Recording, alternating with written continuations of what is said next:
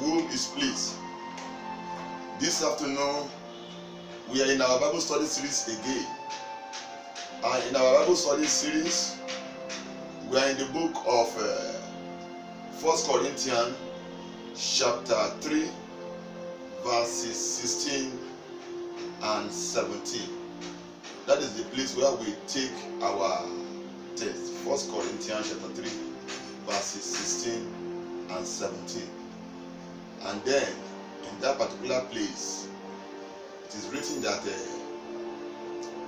we are the temple of God, and the Spirit of God dwelleth in our heart. And the temple of God, we must be holy. Let us pray. Our Father, we thank you. We give you all the glory. We give you all the honor. We give you all the adoration. We thank you because you are worthy to be blessed and to be praised. Take all the glory. Take all the honor. Take all the adoration. Let your word become open Bible unto us this afternoon. In the name of Jesus. Come against every spirit of darkness. We bind you and we cast you to the pit of hell.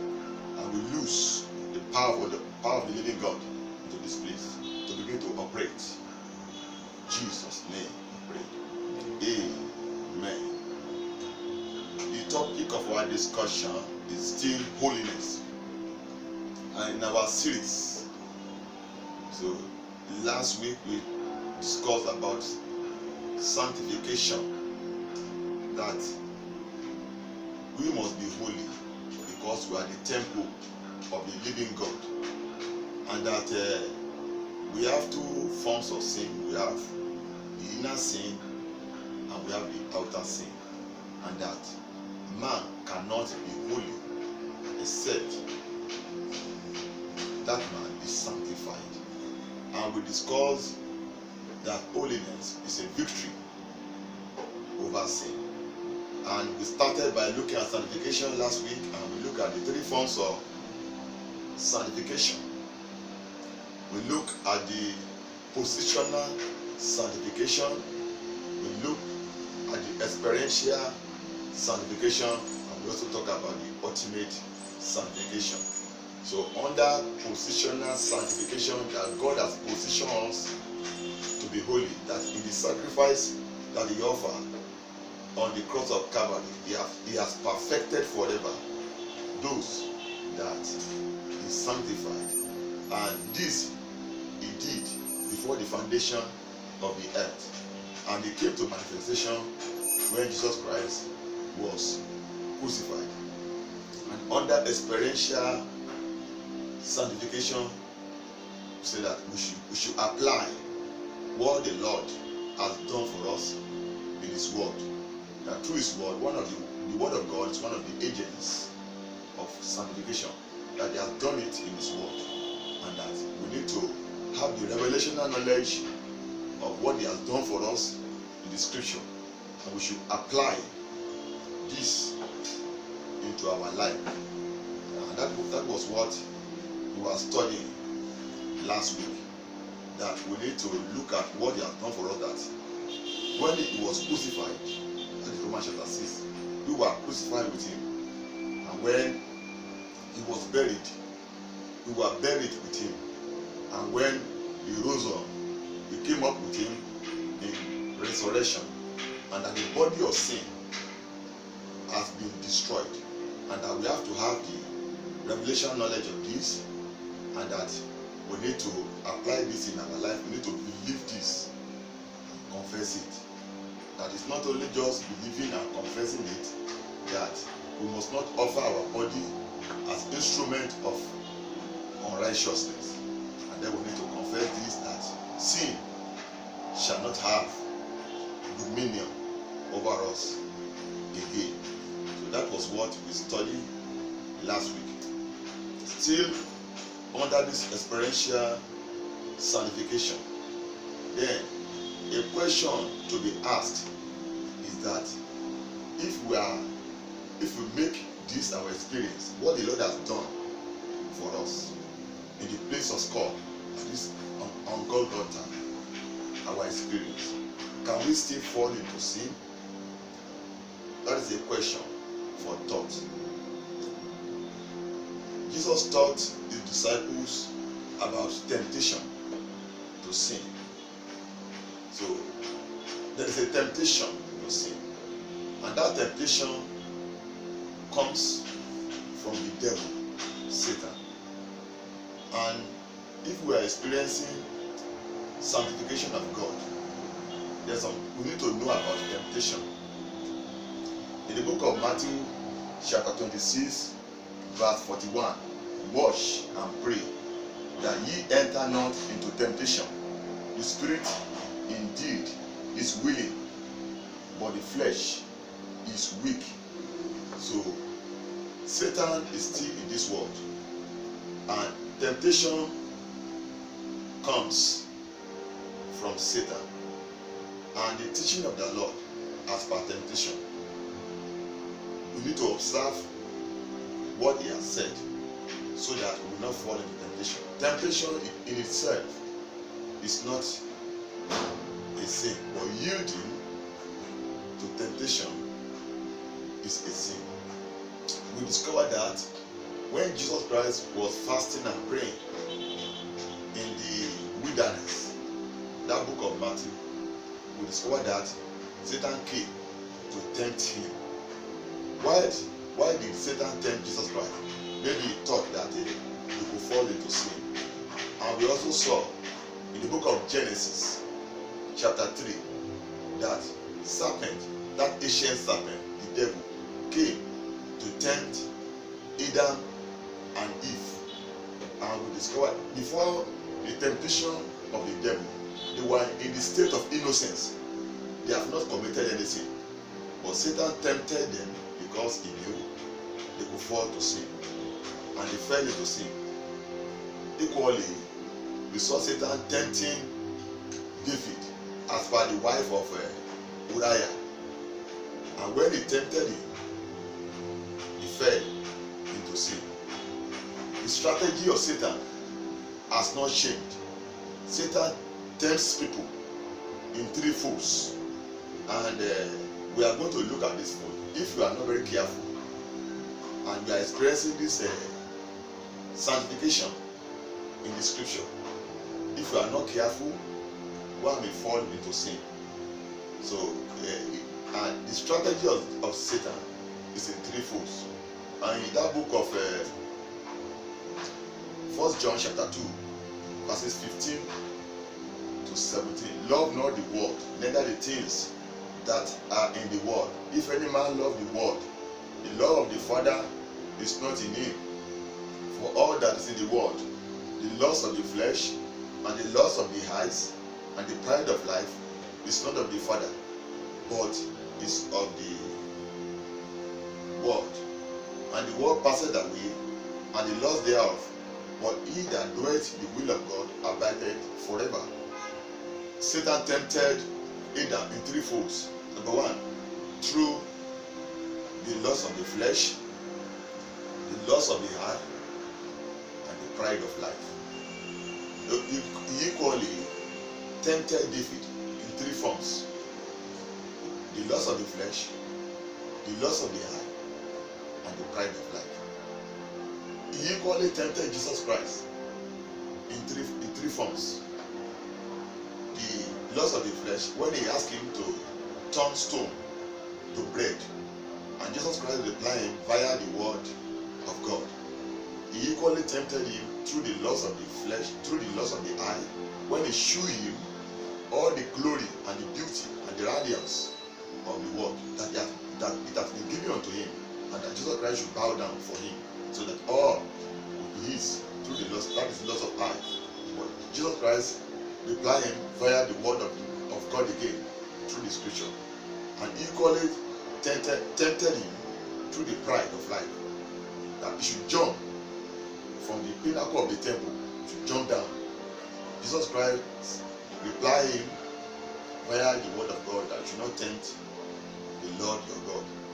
So these are the three areas by which Satan tempts his victims. And we need to be very, very careful as per this, because Jesus Christ told us that we should watch and pray so that we will not enter into temptation, because the spirit is willing and the flesh is weak. That is to say that we must be prayerful to overcome temptation, so that we not fall into the temptation of the devil. We must be prayerful. Jesus taught us that we should pray ceaselessly. We should pray at all times to overcome the temptation. Prayer alone is not enough. We need to watch out. So if you do this, you will not fall into temptation of the devil. As I've said, temptation in itself is not a sin, but it is yielding unto temptation that is a sin. For example, we need to read our Bible very well. We need to meditate in the Word of God very well. If we want to escape corruption and defilement that is in the world, because that what we have in that book of 1 John chapter 2, verses 15 to 17 is worldliness, the lust of the world, the corruption of the world. To escape those corruption of the world, we must be prayerful, we must be watchful, and we need to read our Bible very well and to listen to the word of God very well. If you want to escape the corruption that is in the world, because all these things, for example, Bible tells us, because the areas by which it tells people, let us talk about the loss of the eye or the loss of the flesh. The loss of the flesh is recorded in the book of Galatians chapter 5 from verses 19 to 21. The work of the flesh is manifest, which are fornication, adultery, promiscuity, anger, so on and so forth. Then equally, we have the lust of the eye, the things of this world that can catch our attention and can draw our attention away from God. Then we talk about the pride of life and the ambition, or the ambition that are contrary to the word of God. So all these things that we need to take care of this. For example, Bible says that we should flee from fornication. That is the book of 1 Corinthians chapter 6. Bible tells us that we should flee fornication. You don't resist fornication. You flee fornication. If a Christian hangs around an opposite sex for too long, that may result into fornication. There is nothing you can do about fornication but to flee. So don't develop a bad habit, or don't cultivate a bad habit by flocking around opposite sex, because Satan may tempt you through that. You have your own wife. It is not good for you as a minister of God to have a female secretary, and then all the time you are together, even in the night, even in the day, in the office, even in the night. You say you are working, you are doing the work of God, in your hotel, you are with her. All these things may result to fornication. For fornication, you flee from it, just as Joseph flee from the wife of his master. We need to flee away from it. Bible equally tells us that we should flee from idolatry. Anything that resembles idolatry, we need to flee from it, so that our spirit will not be contaminated by demons. And for as per sin, Bible says that we should abstain. That is the book of 1 Thessalonians chapter 5 verse 18. We should abstain from all appearance of evil. Anything that resembles evil, we need to abstain from it. Because if we don't abstain from it, Satan will use it as a medium to bring temptation. And the reason for bringing that temptation, because he knows that you can fall into sin. Can a believer falls into sin? Yes. A believer can fall into sin if that believer is not prayerful enough, and if that believer is not watchful enough. Despite the fact that is sanctified, he may still fall into sin. And that is why the Bible records that if our fellowship with the Lord is broken, we can still come back into fellowship. That is the book of 1 John chapter 1, verses 8 and 9. That if we say we have no sin, we are deceiving ourselves, and the truth is not in us. But if we confess our sin, God is just and faithful to forgive us and to cleanse us from all unrighteousness. This particular passage is not a license to be living in sin, because if we proceed further to 1 John chapter 2 verse 1, it says, the book of these things are write unto you, so that you will not sin. But if any one of you sin, you have an advocate with the Father. So that particular passage is not a license for us to be living in sin, because Romans chapter 6 verse 1 tells us that we cannot abide in sin. We cannot begin to live in sin, that grace should abound in no wise. Which means we can escape sin if we are prayerful enough, if we are watchful, if you read the scripture, if you meditate in the word of God. And may God bless you in the name of Jesus. And I pray that you will remain strong and that you will not fall into the temptation of the enemy. Because when you begin to live in sin, something will die in you, like T.L. Osborne. When you sin, something will die in you. So let us flee from sin, because sin, to be living in sin, it is not the will of God. By reading the word of God, by being prayerful, by being watchful. Still, by the grace of God, in our next series, we are still going to continue from our experiential sanctification. God bless you in Jesus' name. But the most important aspect is that before you can fit into this thing, you need to give your life to Jesus Christ. And maybe this afternoon, you want to give your life to Jesus Christ, I want you to bow down your head and begin to pray. Ask God to forgive you all your sins and have mercy on you. In Jesus' name, we are praying. Lay your right hand upon your chest and begin to say after me, I believe that Jesus Christ is the Son of God.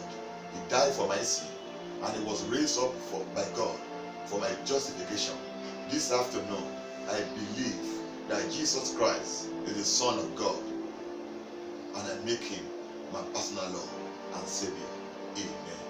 Father, in the name of Jesus, and everyone that has believed you this afternoon, save their soul and deliver them from their sins. In Jesus' name, amen.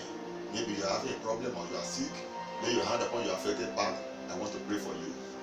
The unction and the anointing of the Almighty God. Because it is written that by the reason of the anointing, the yoke shall be destroyed. Every yoke in where you have laid your hand upon, I pronounce, by the reason of the anointing, they are destroyed. Yoke of barrenness is destroying your life. Yoke of oppression is destroying your life. Yoke of poverty is destroyed in your life. Every yoke of the enemy, yoke of witchcraft, yoke of familiar spirit, any form of yoke, by the anointing, they are destroyed in your life. You are released in your spirit to serve the Lord. You are released in your soul to serve the Lord. You are released in your body to serve the Lord. In Jesus' mighty name, we are praying. Amen. Maybe this afternoon, you want to give testimony to what the Lord has done in your life. You can do that by sharing with us in our Facebook page. God bless you. Until next week.